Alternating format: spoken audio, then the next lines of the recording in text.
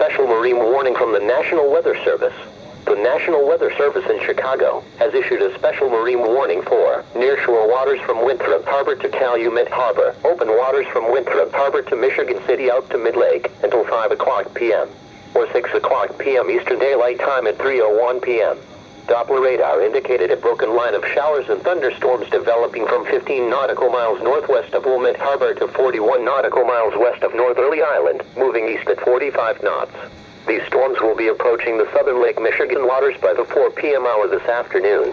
These storms are capable of producing strong winds 34 knots or greater in small hail. Showers and thunderstorms will pass near Calumet Harbor, Northerly Island and Wilmette Harbor. Mariners can expect gusty winds, small hail, high waves, dangerous lightning, and heavy rains. Boaters should seek safe harbor immediately until these storms pass. A severe thunderstorm watch remains in effect until 9 o'clock p.m. Saturday evening, 10 o'clock p.m. Saturday evening for northeastern Illinois and northwest Indiana.